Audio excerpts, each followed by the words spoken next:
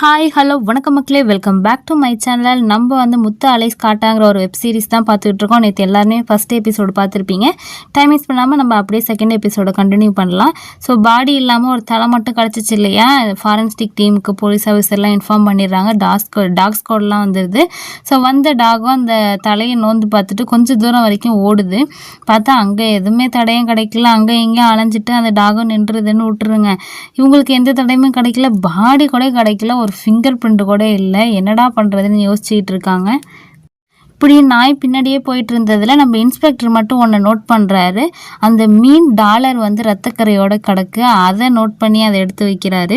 அதுக்கப்புறம் வேடிக்கை பார்க்க வந்த மக்களும் கொஞ்சம் நேரம் கழித்து போயிடுறாங்க. எவ்வளோ நேரம் தான் என்ன வேடிக்கை பார்க்குறதுன்னு சொல்லிட்டு. அப்புறமா வந்த பொதுமக்களும் கொஞ்சம் கொஞ்சமாக போக ஆரம்பித்தோன்னா சரி தலையை ஸ்டேஷனுக்கு எடுத்துகிட்டு போகலான்னு சொல்லிட்டு அந்த கிட்டுவை தான் போய் ஒரு பாக்ஸ் தலையை வைக்கிற மாதிரி வாங்கிட்டு வாடான்னு சொல்ல, பக்கத்தில் அதை சுற்றி அது ஒரு கிராமம் இல்லையா, பெரிய பெரிய கடையெல்லாம் இருக்காது. டீ கடையில் அந்த பிஸ்கட்லாம் வைப்பாங்க இல்லையா, அந்த டப்பாவை எடுத்துகிட்டு வராரு. சரின்னு இந்த தலையை தூக்கி உள்ளே வைங்கயான்னு சொல்லிட்டு நம்ம இன்ஸ்பெக்டர் ராமசாமி கிட்ட சொல்ல, ராமசாமி ஐயோ சார் நான் இன்னைக்கு பிரதோஷம், இதெல்லாம் தொடக்கூடாது சார்னு சொல்கிறாரு. அடுத்து சேர்ந்து பார்வதியோட ஹஸ்பண்டுக்கிட்ட நீ எடுத்து வையான்னு சொல்ல, சார் என்ன சார் நான்லாம் எடுத்து வைக்க மாட்டேன் சார் அப்படின்னு சொல்லிட்டு கிட்டுக்கிட்ட நீ எடுத்து வச்சிட்றா அப்படின்னு சொல்ல, அவனும் சார் எனக்கு பயமாக இருக்குன்னு சொல்லி சினையாடு கேட்டியெல்லாம் வேணும்னா எடுத்து வையணுன்னே சரின்னு கிட்டுவும் பயந்துக்கிட்டே எடுத்து அதை டப்பாவில் எடுத்து வைக்கிறாரு. அடுத்து கிட்டுவையே நீயே தூக்கிட்டு வாடா தலையன்னு சொல்லிட்டு ஃபாரன்ஸ்டிக் டீமில் அந்த டாக்டரை போய் பார்க்குறாங்க. டாக்டர்கிட்ட தலையை கொடுத்து சார் கொஞ்சம் போஸ்ட்மார்ட்டம் பண்ணி என்ன காஸ் ஆஃப் டெத்து சொல்லுங்கள் சார்னோன்னு டாக்டருக்கு பயங்கரம் கோவம் வந்துடுது. ராமசாமியை பார்த்து திட்டுறாரு, நீலாம் படித்து தான் போலீஸ் ஆனியாயா, அதான் தலையை தனியாக வெட்டி கொண்டு வந்து கொடுத்துருக்கான், அப்புறம் என்ன காஸ் ஆஃப் டெத்துன்ட்டு கேட்குற அப்படின்னு சொல்லிட்டு முதல்ல பாடியை தேடி பாடியும் தலையும் சேர்த்து கொண்டு வாங்க, அதுக்கப்புறம் நான் என்னன்னு பார்த்து சொல்கிறேன்னு சொல்லிட்டு போலீஸ் ஆஃபீஸர்லாம் திட்டி அந்த டாக்டரை அனுப்பி விடுறாரு. அதுக்கப்புறம் தலையை அப்புறம் ஸ்டேஷனுக்கே கொண்டு வந்துடுறாங்க. ராமசாமிக்கோ பயங்கர கோவம், சரி அந்த டாக்டர் நம்மளை இப்படி திட்டானே அப்படின்னு நம்ம தப்பாக கேள்வி கேட்டுட்டோன்னு சொல்லிட்டு அதுக்கப்புறம் அந்த தலையை வச்சுக்கிட்டு யோசிச்சுக்கிட்டு சாயங்காலம் எல்லாம் தண்ணி அடிச்சுக்கிட்டு இருக்காங்க. ஸோ இவனை யார் கொன்னாங்கிறத நம்ம கண்டுபிடிச்சே ஆகணும்னு சொல்லிட்டு இன்ஸ்பெக்டர் இந்த கேஸில் மும்மரமாக இறங்குறாரு. நாலுலேருந்து நம்ம தீவிரமாக இந்த கேஸில் இன்வால்வ் ஆகணும்னு சொல்லிட்டு எல்லார்ட்டையும் சேஸ் போட்டுட்டு இவங்க ஜாலியாக தண்ணி அடிச்சுட்டு சிக்கன் சமைச்சு சாப்பிட்டுட்டு இருக்காங்க. ஸோ விடிஞ்சிருது அடுத்த நாள். இங்கே நம்ம பார்வதியோட வீட்டை தான் காட்டுறாங்க. அவங்க மாமியார் ஆல்ரெடி ஒரு 1000 ஆட்டுக்கு மேலே வாங்கி வச்சு பண்ண மாதிரி பண்ணிகிட்டு இருப்பாங்க. இப்போ 10த்துக்கு 2 மாடு வேறு வாங்கிட்டு வராங்க. இதை பார்த்த பார்வதிக்கு பயங்கர கோவம் வருது. அவங்க ஹஸ்பண்டுக்கிட்ட கதவை தட்டுறாங்க. அவர் குளிச்சிக்கிட்டு இருக்கார் போல், சீக்கிரம் வெளில வாயான்னு சொல்ல இவரும் குளிக்காமல் என்னடி ஏண்டி நைன்னு கதவை தட்டிகிட்டு இருக்கேன்னு கேட்குறாரு. உங்கள் அம்மா 2 மாட்டை வாங்கிட்டு வந்திருக்கு, அதுக்கப்புறம் நாளைக்கு அந்த மாட்டுக்கு என்னை தான் சாணியால் சொல்லும், உன் பேச்சுக்கு இந்த வீட்டிலே மரியாதை இல்லை, நீ எத்தனை தடவை சொன்ன மாடெலாம் ஒன்றும் வாங்க வேணான்னு உன் பேச்சை கேட்காம உங்கள் அம்மா வாங்கிட்டு வந்திருக்கு, என்னன்னு கேளுன்னு சொல்லிட்டு அழைச்சிட்டு போகிறாங்க. ஸோ இவரும் போய் அவங்க அம்மா கிட்ட சண்டை போடுறாரு. நான் தான் அத்தனை தடவை சொல்லி நீ யாரை கேட்டுமா மாடு வாங்கினேன்னு கேட்க, நம்ம பார்வதியோட மாமியாரும் நான் யாரடா கேட்கணும், நம்ம இவ்வளோ ஆடு வச்சுருக்கோம், எவ்வளோ பெரிய பணக்காரவங்க, நம்ம பாத்திரத்தை தூக்கிட்டு அடுத்தவன்கிட்ட பால் வாங்குறதா, நம்மளே மாடு வாங்கி வச்சு வீட்டில் பால் கறந்துக்க வேண்டியதான் அப்படின்னு சொல்கிறாங்க.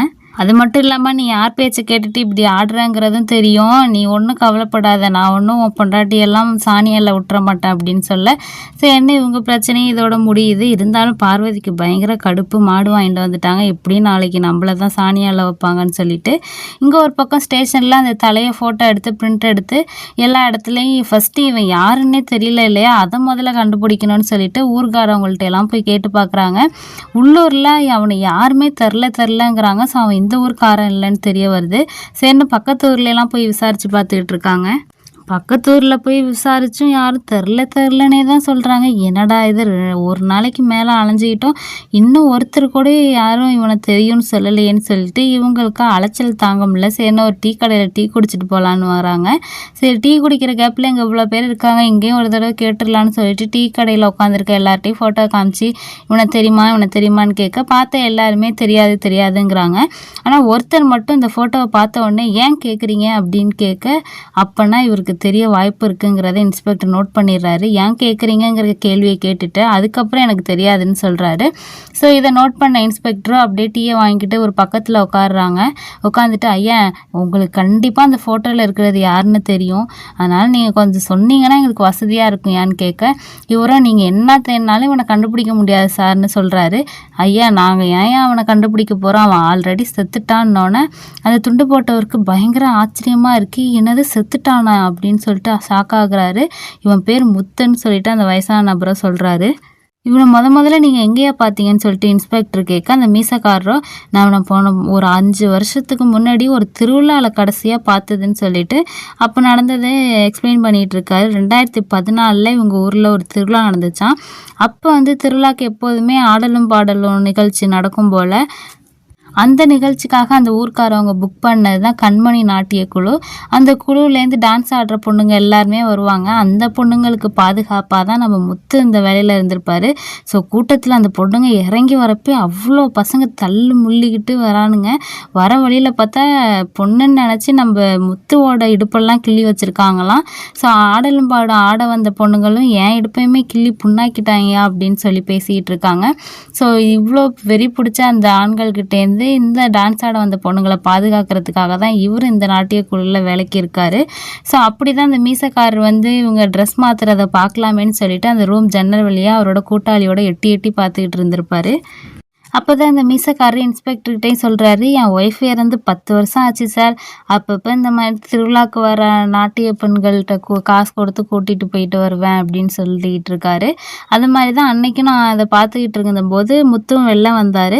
முத்துக்கிட்ட நான் பேசினேன், இந்த மாதிரி வந்த பொண்ணுங்களில் ஒரு பொண்ணை டான்ஸ்லாம் முடிஞ்சோன்னே அனுப்பிவிடு அப்படின்னு சொல்ல, முத்துவும் சரி சரி சார் அனுப்பிவிட்றேன், இந்த பாட்டு முடியட்டும் அதுக்கடுத்து நான் அவங்கள அனுப்பிவிட்றேன்னு சொல்கிறாரு. வந்த எல்லாம் பொண்ணுங்கன்னு நான் எப்படி கன்ஃபார்ம் பண்ணுறது, அதனால் ட்ரெஸ் மாற்றுறப்ப நான் பார்க்கணுன்னு சொல்ல, ஐயோ இப்போ எல்லாம் ஃபுல் ட்ரெஸ் போட்டிருக்காங்க, அடுத்த பாட்டுக்கு வேறு ட்ரெஸ் மாற்றுவாங்க, அப்போ நான் அவங்கள கூப்பிட்டு விட்றேன்னு சொல்லிட்டு சமாளித்து உங்களை அனுப்பி வைக்கிறாரு.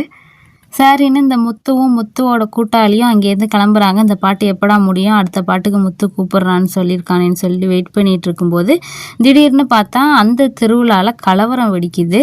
அந்த கலவரத்துக்கு அப்புறம் ஆடலும் பாடலும் பாதியிலே நின்றது, திருவிழாவும் பாதியிலே நின்றது. எல்லாருமே அங்கேருந்து கிளம்பிடுறாங்க. அன்னைக்கு தான் சார் நான் அவனை கடைசியாக பார்த்தேன்னு சொல்லிட்டு மீசக்காரன்னு சொல்கிறாரு. ஸோ இப்போ இன்ஸ்பெக்டருக்கு அந்த தலை கிடச்ச பாடியோட பேர் வந்து முத்துங்கிறது தெரிஞ்சிருது. அவன் கடைசியாக அந்த கண்மணி நாட்டிய குழுவில் வேலை பார்த்துருக்காங்கிறதும் தெரியுது.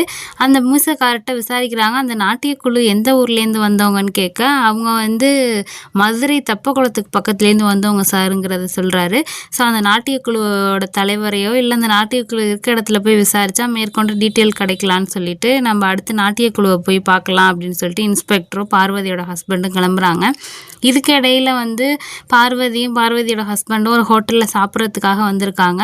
இந்த கேஸை எப்படியாவது நீ நல்லபடியாக இன்வெஸ்டிகேஷன் பண்ணி முடிச்சேன்னா உனக்கு கண்டிப்பாக ப்ரொமோஷன் தருவாங்க மாமான்னு சொல்லிட்டு நம்ம பார்வதி அவங்க ஹஸ்பண்டுக்கிட்ட சொல்லிகிட்டு இருக்காங்க.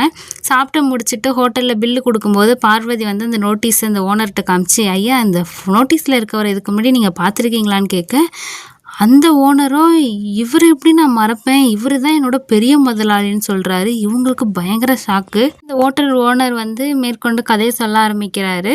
ஒரு 7-8 வருஷத்துக்கு முன்னாடி வண்டியில் சாப்பிட்றதுக்காக ஒரு ஹோட்டலுக்கு நம்ம முத்து வந்திருப்பார். அந்த ஹோட்டலில் வந்து சர்வெண்ட்டாக வேலை பார்த்தவர் தான் இப்போ முதலாளியாக இருக்க அந்த பெரியவர்.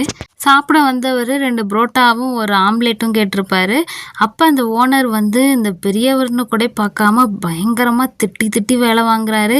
ஏயா டெய்லி மிச்சமாகிற சாப்பாடை நீ தான் எடுத்துகிட்டு போகிற, 10த்துக்கு 3 வேலையும் இந்த ஹோட்டலில் சமைக்கிறத நீ தான் கொட்டிக்கிற, வேலையை மட்டும் சுறுசுறுன்னு பார்க்க மாட்டேற, மெதுன்னு பார்த்துக்கிட்டு இருக்கேன்னு சொல்லிட்டு வயசானவர்னு கூட பார்க்காம ஹோட்டல் ஓனர் திட்டிகிட்டு இருக்காரு. இது நம்ம விஜய் சேதுபதி, அதாவது நம்ம முத்துக்கு பயங்கர கஷ்டமாக இருக்குது, இப்படி வயசானவரை போட்டு இப்படி நோக அடித்து வேலை வாங்குறாருன்னு சொல்லிட்டு. அதனால் கடுப்பான முத்தோ சாப்பிட்டு முடிச்சுட்டு பில்லு கொடுக்க போகும்போது ஓனர்கிட்ட விசாரிக்கிறாரு. அப்படியே பில்லை கொடுத்துக்கிட்டே தான் விசாரிக்கிறாரு. இந்த ஹோட்டல் நீங்கள் எத்தனை வருஷத்துக்கு முன்னாடி ஆரம்பிச்சிங்க, எவ்வளோ வருமானம் வருது, இப்போதைக்கு இந்த ஹோட்டலோட ரேட்டு என்ன அப்படின்னு கேட்க, இவர் எல்லாத்தையுமே சொல்கிறாரு. இந்த ஹோட்டல் ஒரு 50,000 போட்டேன் இந்த செட்டு அப்படின்னு சொல்கிறாரு. ஒரு நாளைக்கு ஒரு 2,000-4,000 வரும் அப்படின்னு சொல்ல, இந்த ஹோட்டல் நான் வாங்கிக்கிறேன், இந்த ஹோட்டலோட இன்னைய ரேட்டு விலையிலே வாங்கிக்கிறேன், 10,000க்கு இன்னும் இன்னும் 3 வருஷத்துக்கு இந்த ஹோட்டல் நீங்கள் வச்சுருந்தீங்களா, எவ்வளோ வருமானம் வருமோ அந்த வருமானத்தையும் நான் சேர்த்து கொடுத்துட்றேன், உங்களுக்கு ஓகேவா அப்படின்னு கேட்க, இவரும் முழிச்சிக்கிட்டே இருக்காரு. சரின்னு ஹீரோ நேராக போய் அவர் வண்டிக்கு டிக்கியில் ஒரு லாக்கர் மாதிரி இருக்குது, அதை ஓப்பன் பண்ணால் கட்டாக அவ்வளோ பணம் இருக்குது. ஒரு 10 லட்சத்தை எடுத்துகிட்டு வந்து கண்ணு முன்னாடி வைக்கிறாரு. உனக்கு 2 நிமிஷம் தான் டைம், பணத்தை எடுத்துக்கிட்டு இந்த ஹோட்டலில் விட்டுட்டு போயிட்டே இருக்கணும், நீ இதுக்கு மேலே யோசிச்சேன்னா உனக்கு பணம் கிடையாதுன்னு சொல்ல, உடனே ஹோட்டல் ஓனரும் இவ்வளோ வருமானம் கிடைக்குதுன்னு சொல்லிட்டு டக்குன்னு பணத்தை வாங்கிட்டு கிளம்பிடுறாரு. அதுக்கப்புறம் நம்ம காட்டானதான் முத்து வந்து அந்த பெரியவரை கூப்பிட்டு வந்து இந்த சேரில் உட்கார வச்சு, ஐயா இனிமேல் நீங்கள் தான் இந்த கடைக்கு ஓனர் சரியா, திரும்ப அந்த பழைய ஓனர் இந்த சைடு வந்தானா சேர்த்துக்காதீங்க, விரட்டி விட்ருங்க அப்படின்னு சொல்லிட்டு போகிறாரு. ஸோ அப்படி தான் நான் கொஞ்சம் கொஞ்சமாக டெவலப் ஆகி இப்போ இந்த பெரிய ஹோட்டல் வச்சுருக்கிறதுக்கு காரணமே அந்த ஐயா தான் சொல்லிட்டு இப்போ இருக்க ஹோட்டல் ஓனர் சொல்லிகிட்டு இருக்காரு. இவருக்கு ரொம்ப வருத்தமாகவும் இருக்குது. ஏன்னா இப்போ முத்து வந்து இறந்து போயிட்டார் இல்லையா, அதை கேட்டு இவரும் ஃபீல் பண்ணிகிட்டு இருக்காரு. நம்ம இந்த நிலைமைக்கு இருக்கிறதுக்கு காரணமே அவரு தானே, அவரே இறந்து போயிட்டாரேன்னு சொல்லிட்டு. அதுக்கப்புறம் பார்வதியும் அவங்க ஹஸ்பண்டு கிளம்பும்போது, நீங்கள் அந்த நோட்டீஸ் காமிச்சிங்களா, அந்த ஃபோட்டோவை மட்டும் எனக்கு கொடுக்குறீங்களா, ஒரு ஞாபகத்தமாக நான் வச்சுக்கிறேன்னு சொல்லிட்டு அந்த பேப்பர் நோட்டீஸை வாங்கி வச்சுக்கிறாரு அந்த ஹோட்டல் ஓனரு. இதுக்கடையில் பார்வதியோட ஹஸ்பண்ட் வந்து இன்றைக்கி ஹோட்டல் ஓனர் சொன்ன எல்லா விஷயத்தையும் வந்து இன்ஸ்பெக்டர்கிட்ட சொல்கிறாரு. அந்த ஹோட்டல் ஓனருக்கு அந்த வண்டியோட நம்பர்லாம் ஞாபகம் இல்லை, ஆனால் அது ஒரு கேரளா ரெஜிஸ்ட்ரேஷன் நம்பர்னு அவர் சொன்னாருனுங்க. அப்போ இந்த முத்துவுக்கும் கேரளாவுக்கும் லிங்க் இருக்குன்னு சொல்கிறேன். ஃபஸ்ட்டு நம்ம அந்த கண்மணி நாடகக்குழுவை விசாரிச்சுட்டு அதுக்கப்புறம் அந்த கேரளா கேஸை பற்றி என்னன்னு பார்ப்போம் அப்படின்னு சொல்லிட்டு நடனக்குழு இருந்துச்சு இல்லையா, அந்த இடத்த கண்டுபிடிச்சி போகிறாங்க. அந்த கண்மணி நாட்டியக்குழுவோட ஓனரை போய் பார்க்குறாங்க. இப்போ அந்த நாட்டியக்குழுவில் இருக்கான்னு கேட்க, இல்லை சார் முத்து ஒரு 2 வருஷத்துக்கு முன்னாடி வேலையை விட்டு நின்றுட்டான் சார், அதுக்கப்புறம் பொண்ணுங்களும் யாரும் ஆட வரதில்லை, புக்கும் அவ்வளோவா எங்கேயும் புக் ஆகுறதில்லை, திருவிழாக்கெல்லாம் இப்போ யாரும் கூப்பிட்றதும் இல்லை சார், அதனால் நாங்கள் மூடிட்டோன்னு சொல்கிறாரு. அப்புறம் விஜய் சேதுபதியோட ஃபோட்டோ, அதாவது முத்துவோட ஃபோட்டோ காமிச்சு இவனை தெரியுமான்னு கேட்க, இது நம்ம முத்து சார், என்கிட்ட தான் சார் வேலை பார்த்தான் அப்படின்னு சொல்லிட்டு எக்ஸ்பிளைன் பண்ணுறாரு. எப்படி இவனை வேலைக்கு சேர்த்துங்கிற கதையை சொல்கிறாரு. ஒரு திருவிழா கூட்டத்தில் 4-5 பசங்க வந்து பொண்ணுங்களை எங்களுக்கு கொடுங்க அப்படின்னு சொல்லிட்டு பயங்கர பிரச்சனை பண்ணிகிட்டு இருப்பாங்க. அப்போ அந்த திருவிழா இருந்த முத்து வந்து இவங்களுக்கு சப்போர்ட்டாக இருந்த அந்த ரவுடி பசங்களை அடித்து விரட்டி விட்டுருப்பாரு. ஸோ பொண்ணுங்களுக்கு பாதுகாப்பாக இருக்கட்டுமேன்னு சொல்லிட்டு அவனை வேலைக்கு சேர்த்து தான் இந்த நாட்டியக்குழுவோட ஓனர் சொல்கிறாரு. டான்ஸ் ஆடுற பொண்ணுங்கள்லாம் வந்து மேலே தான் சார் தங்கியிருந்தாங்க, கீழே என் வீடு இருந்துச்சு சார், முத்து கூட அவங்க கூட அங்கேயே தான் சார் தங்கியிருந்தான் அப்படின்னு சொல்லிட்டு அவங்க தங்கியிருந்த இடத்த போய் காட்டுறாங்க. ஸோ மேலே போய் பார்த்தா ரூம் இருக்குது, அவங்களோட பழைய திங்ஸு ட்ரெஸ் எல்லாம் எதையுமே எடுத்துகிட்டு போகாமல் தான் வச்சுருப்பாங்க போல், எல்லாம் அங்கேயே தான் இருக்குது. இந்த பொட்டியெல்லாம் நான் திறந்து பார்க்கலாமான்னு போலீஸ் ஆஃபீஸரும் கேட்க, திறந்து பாருங்கள் சார் அப்படின்னு சொல்கிறாரு. உள்ள பொட்டியில் வந்து டான்ஸ் ஆடுறதுக்கான அந்த ட்ரெஸ் எல்லாம் இருக்குது, பத்தாததுக்கு ஃபோட்டோலாம் இருக்குது. இந்த பொண்ணு யாருன்னு கேட்டால், இதுவும் அந்த குழுவில் இருந்த பொண்ணு தான் சார், இந்த பொண்ணு பேர் சிட்டுங்கிறாரு. இன்னொரு ஃபோட்டோவில் சிட்டுக்கு பக்கத்தில் இன்னொரு பொண்ணு இருக்குது, இந்த பொண்ணு யாருன்னு கேட்டால் அது கண்மணின்னு சொல்கிறாரு. பத்தாததுக்கு நம்ம ஹீரோட ஃபோட்டோவுமே இருக்குது, இந்த ஃபோட்டோவை நான் எடுத்துக்கவா அப்படின்னு கேட்க, எடுத்துக்கங்க சார்னு சொல்ல போலீஸ் ஆஃபீஸர் இதை எடுத்துக்கிறாங்க. ஸோ அதில் வந்து நம்ம ஹீரோ ஒரு யானை மேலே உட்காந்துருக்காரு. ஸோ இந்த யானை மேலே உட்காந்துருக்கானா, இந்த யானையை வச்சு அவன் இருந்த இடத்த கண்டுபிடிக்கலாமேன்னு சொல்லிட்டு ஒவ்வொரு யானைக்குமே எல்லாம் பார்க்க ஒரே மாதிரி இருந்தாலும் ஒவ்வொரு ஸ்பெஷாலிட்டி இருக்குது. இதில் யானையை ஐடென்டிஃபை பண்ணுறதுல ஒரு ஆள் எனக்கு தெரிஞ்சவர் இருக்கார், அவர்கிட்ட ஃபோன் பண்ணி கேட்போன்னு சொல்லிட்டு இன்ஸ்பெக்டர் ஃபோன் அடித்து கேட்குறாரு. இது மாதிரி என்கிட்ட ஒரு ஃபோட்டோ இருக்குது, அந்த ஃபோட்டோவில் உள்ள யானை எந்த ஏரியாவில் உள்ள யானை, அதோட ஐடென்டிஃபிகேஷன் எனக்கு கொஞ்சம் சொல்கிறீங்களான்னு சொல்ல, அவரும் நீங்கள் ஃபோட்டோ அனுப்பிவிடுங்க சார், நான் உங்களுக்கு டீட்டெயில் அனுப்புகிறேன் அப்படின்னு சொல்கிறாரு. இவருக்கும் ரொம்ப சந்தோஷம். அப்புறம் யானையோட விஜய் சேதுபதி இருந்த ஃபோட்டோவையும் அவங்களுக்கு அனுப்பி விடுறாங்க. அதுக்கப்புறம் ஸ்டேஷனுக்கு வந்துடுறாங்க. ஸ்டேஷனுக்கு வந்த நம்ம பார்வதியோட ஹஸ்பண்டும் ராமசாமியும் பேசிகிட்டு இருக்காங்க. என்னையா அது, இந்த இன்ஸ்பெக்டர் நேற்று யானையை பற்றி விசாரிக்கிறேன்ட்டு போனார், அதுக்கப்புறம் இன்னும் ஸ்டேஷன்லேயே ஆளே காணும், எங்கே இருக்காருன்னு தெரிலேன்னு பேசிகிட்டு இருக்காங்க. பத்தாயிரத்துக்கு இறந்து போனவன் என்னன்னா கண்மணி நாட்டிய குழுவில் வேலை பார்த்துருக்கான், அப்புறம் என்னன்னு பார்த்தா திடீர்னு ஒருத்தருக்கு 10 லட்சத்து காசை கொடுத்து கடையை வாங்கி கொடுத்துருக்கான், அப்புறம் யானையோட நின்று வேற ஃபோட்டோ எடுத்திருக்கான்னு சொல்லிட்டு இவன் யாருன்னே கண்டுபிடிக்க முடியலையே அப்படின்னு சொல்லிட்டு பேசிக்கிட்டு இருக்காங்க. இங்கே இன்ஸ்பெக்டர் அந்த தலை இருந்துச்சு இல்லையா, அந்த ரூமில் தலையை பார்த்துட்டே உட்காந்துருக்காரு. எப்படியாவது இவன் யாருன்னு கண்டுபிடிச்சே ஆகணும் அப்படின்னு சொல்லிட்டு. அப்போ கரெக்டாக இன்ஸ்பெக்டருக்கு ஒரு ஃபோன் கால் வருது. இவர் ஒரு யானையோட விஜய் சேதுபதி இந்த ஒரு ஃபோட்டோவை அனுப்பிவிட்டு இந்த யானையை ஐடென்டிஃபை பண்ண முடியுமான்னு கேட்டிருந்தார் இல்லையா, அந்த யானையை ஐடென்டிஃபை பண்ணிட்டாங்க போல். அது கேரளாவில் இருக்க ஒரு யானைன்னு தெரிய வருது. அந்த யானை இப்போ எங்கே இருக்குங்கிறதையும் அட்ரஸோடு சொல்லிடுறாங்க. கேரளாவில் இருக்க ஒரு டெம்பிளில் தான் இருக்கான். ஸோ அந்த அட்ரஸும் கிடச்ச உடனே நம்ம இப்போ உடனே கேரளாவுக்கு கிளம்புறோன்னு சொல்லிட்டு இன்ஸ்பெக்டர் நம்ம பார்வதியோட ஹஸ்பண்டை கூப்பிடுறாரு.